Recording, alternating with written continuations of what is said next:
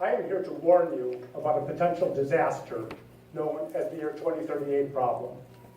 Now, part of this problem is that most electronic devices store the date internally as the number of seconds since January 1st, 1970. And in the year 2038, those clocks will reach the upper limit of how high they can count and roll over back to the beginning. The other part of the problem was discovered by accident last year at Caltech University. One of their projectors malfunctioned and accidentally reset its clock back to the starting value of January 1st, 1970. When Professor William Baker tried to use that projector to show students a presentation he had given, one of them suddenly pointed at the screen and said, "What is that guy wearing?" The professor turned. There on the screen was a man wearing bell-bottom pants, a bright pink shirt open down to his navel, and at least 6 strands of beads around his neck. The professor checked the laptop that was playing the video.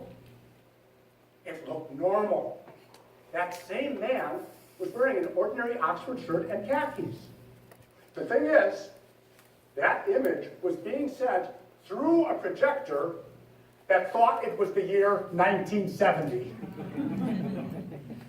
The class watched, stunned, as the mistress of ceremonies came out wearing a psychedelic miniskirt and go-go boots up to her knees. The professor cringed as he himself appeared on the screen, wearing a ridiculous tie-dye t-shirt and a gigantic afro. Suddenly, the students all looked around as a strange, hideous noise began to fill the room. The sound grew louder and more unbearable. Get up and boogie! The students couldn't take it. They screamed and covered their ears. God have mercy on us all, said the professor. That's disco!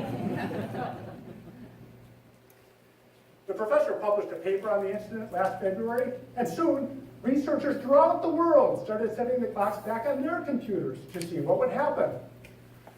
A recording of Donald Trump's inaugural address became Richard Nixon's speech, "I am not drunk." A Bruno Mars video became an Elvis Presley concert. Now those experiments had to be done quickly, because as they soon discovered, whenever you set the clock back to 1970 on a computer, you only had about 20 minutes before the entire computer would transform, bam, into a punched card reader. When corporate R&D departments heard about that, they started setting the clocks back on their product lines to see how they would get affected by the 2038 rollover.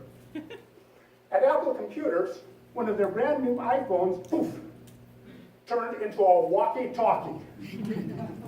At Sony, a state-of-the-art DVR, boom, turned into an 8-track tape player.